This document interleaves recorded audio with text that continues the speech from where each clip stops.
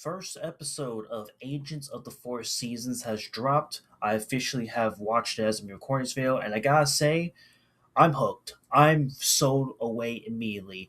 And the fact that someone recommended me this on my what I'm planning to watch of the spring season video that I dropped not too long ago is already like cool in its own right, because not only was I recommended by this from someone who recommended that video, but this is the same author that made Violet Evergarden. So immediately, like, because I know Violet Evergarden is like a fucking masterpiece in its own right, I went to Agents of the Four Seasons expecting like that high quality Violet Evergarden s type of feel, but unfortunately this time around this is not under Kill Animation Studios. This is under Wit Studios.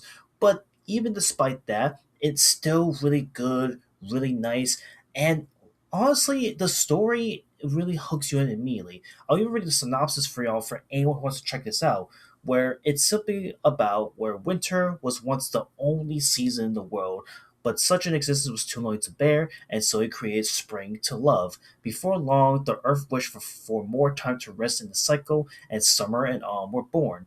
The ones who carry the cycle are called the Agents of the Four Seasons. Hinagiku, the Agent of Spring, disappeared from this land 10 years ago, taking the season of spring with her.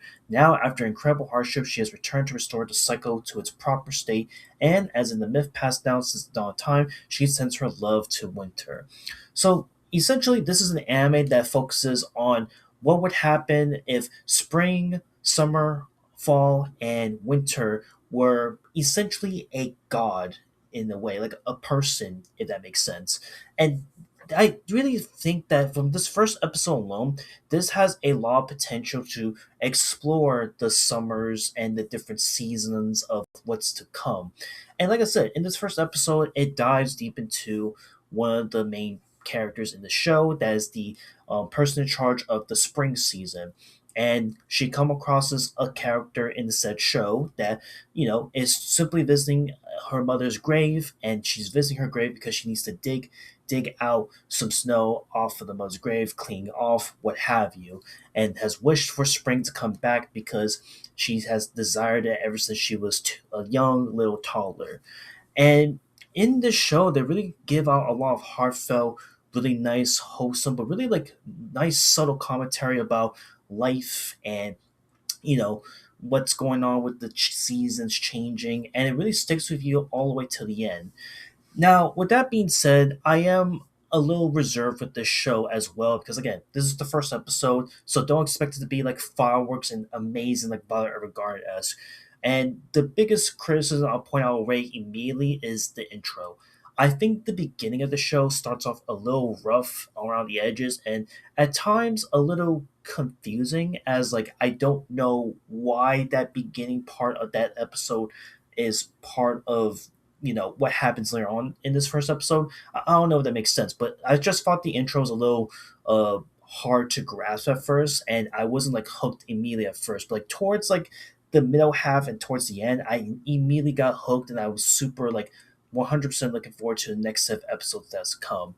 Another thing that I'll also throw out right away is one of the main characters, which is Hinagiku, who again, I do appreciate the performance in the show. It's super fun, or it's not fun. It is really stellar. It is incredible. But the one thing I'm a little thrown off with her character right now is that her speech pattern is really broken, where she kind of stops at a certain point. And it's a little weird. I just don't. I kind of don't like that weird speech pattern. I get that it's supposed to interpret like, okay, she's gone for like past 10 years and she's here to bring spring back to the forefront. But I don't know. I think the speech pattern for this one was just too choppy. It felt awkward at times. Where I understand like what she was trying to go for, but I just wish it was like a straightforward speech, if that made sense. But I think maybe that's an interpretation of like, okay, this is her now with her broken speech, but maybe towards like the later half of the show, it's going to get better, it's going to progress, there's going to be some character development, etc. But again, I'm loving Agents of the Four Seasons as of right now from just this first episode alone. I'm definitely gonna keep my eyes peeled for more episodes to come later on down the line. And I highly recommend to anyone that loves Violet Evergarden to just give the show a shot and see if you are willing to like go for the show nonetheless.